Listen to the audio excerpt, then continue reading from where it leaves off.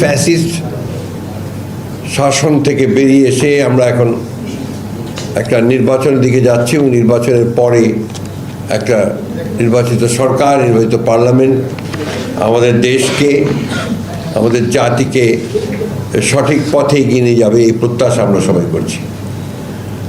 কিন্তু এর মধ্যেই দেখা যাচ্ছে যে কিছু সংখ্যক ব্যক্তি মহল তারা এই ট্রানজিশনাল যে প্রসেস এটাকে বাধাগ্রস্ত করার জন্য ভয়ঙ্করভাবে চক্রান্ত করছে।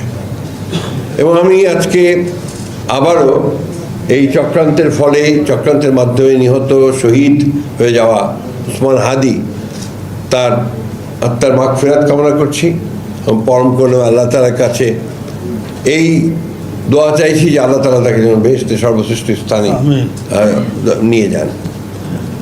ইতিমধ্যে আপনারা দেখেছেন যে এই ট্রানজিশনাল পিরিয়ডে সরকারের ব্যর্থতার কারণে আইন শৃঙ্খলা পরিস্থিতির যথেষ্ট অবনতি হয়েছে।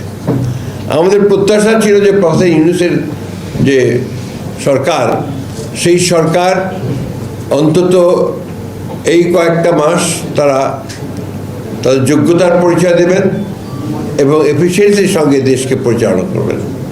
আমি ধন্যবাদ জানাই যে তারা তাদের কথা রেখেছেন যে আপনার 26 ফেব্রুয়ারি মাসের 12 তারিখে নির্বাচনের ঘোষণা দিয়েছেন এবং নির্বাচন কমিশন সেটাই করছেন।